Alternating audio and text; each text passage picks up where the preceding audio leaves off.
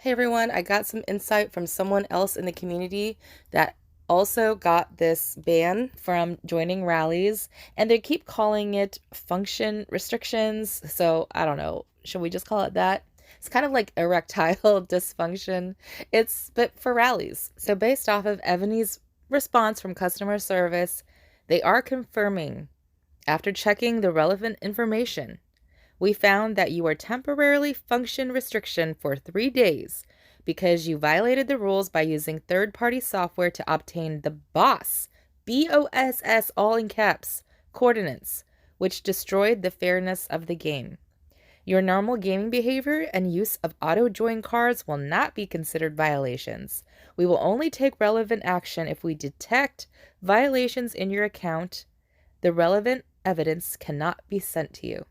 Well, first of all, why can't the relevant evidence be sent to you? Why can't they just send it? So Top Games has this information and they basically tell you in the terms of service, and they say when the game is running, Top Games may obtain certain identification information about your computer and its operating system, including without limitation, your hard drive, central processing unit, IP addresses, and operating systems for purposes of improving the game and/or the service, and to police and enforce the provisions of this agreement and the end user license agreement. So some people in the last video had comments saying that Evony could not do that, or else, there would be a huge scandal and Evony can't spy on your stuff. But they're saying it right here that they absolutely can. It's what a lot of people do in the terms of service. They put a lot of language out there and you don't really know what you're signing up for. So just know that that is going on. But if that is going on, then don't you think that if Evony's going to take restrictive actions,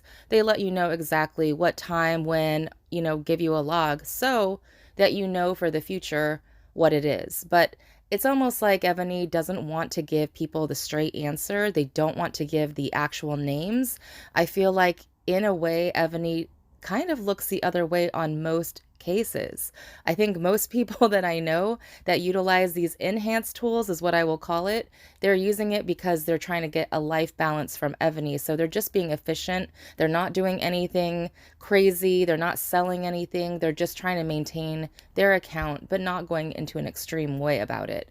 And I think that it's interesting because people that are reporting, people that are doing auto setting and typing coordinates for solo killing boss monsters, they're the same people that are racking up those high pyramid scores, right? That that you can't normally get if you didn't have that type of software. So it's one of those things where if you're going to report somebody for auto setting, just know that you're using the same software that is actually what is getting people banned, is the coordinate mapping tool or coordinate tracking.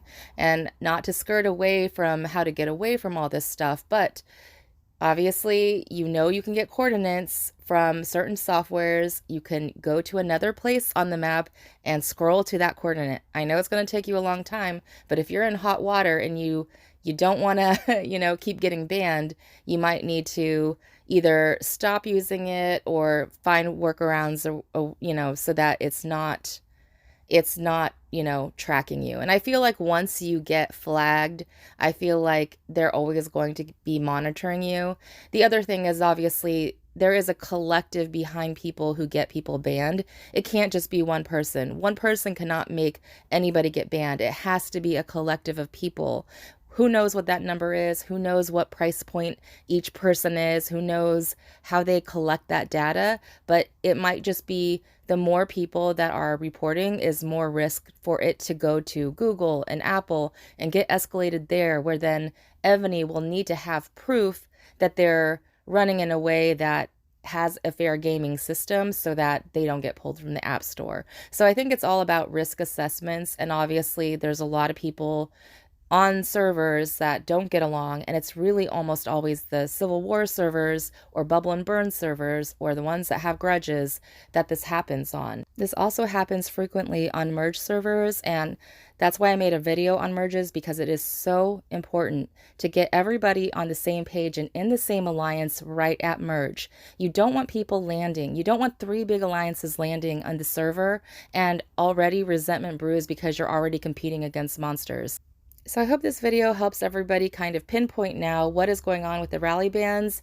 If you have any more info or stories for me, you can contact me on Discord, Baby Bear Sings. You'll also see me in the Aptoid Discord, so join me there. Also, I know people were commenting on my last video and saying, I'm full of BS and all this kind of stuff. And I know that there were people on the other side of the fence that watch my videos. And I just want to make sure that people know I want to be respectful to everybody in the community. I want to be respectful to everybody's points of views. When people come to me with a story for the community, I will take what they tell me at face value. And when I relay that information, I always tell you guys, this is what is being told to me. I don't know the full story, but I'm letting you know what was said.